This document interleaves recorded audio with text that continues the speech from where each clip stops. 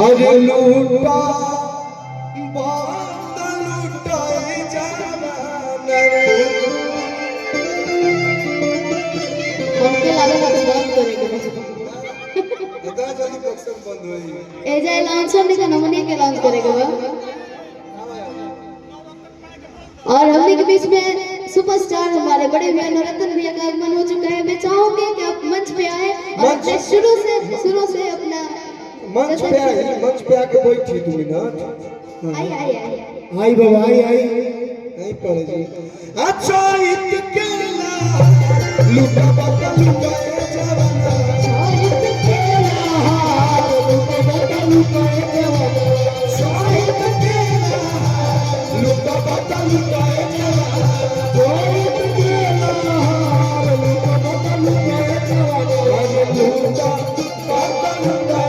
जवाना लुटा बता लुटाए जवाना लुटा बता लुटाए जवाना लुटा बता लुटाए जवाना लूटो ना लूटो भाता लूटो ना लूटो भाता लूटो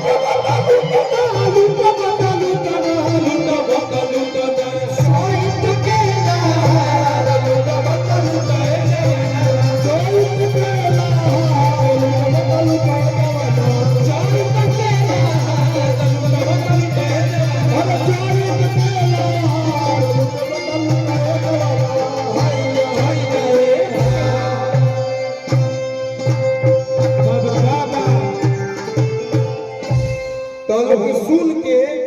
चैता हमरा गावे के मन न लेकिन देसीला चैता 2 गो गाय अबे बाबा हमने के बीच में नवरत्न भैया आई बने वो के गवा लेकिन इतना बढ़िया माहौल आशु बाबा कहां भाई आशु बाबा परिवार हमारा आ गइल बा आइए इधर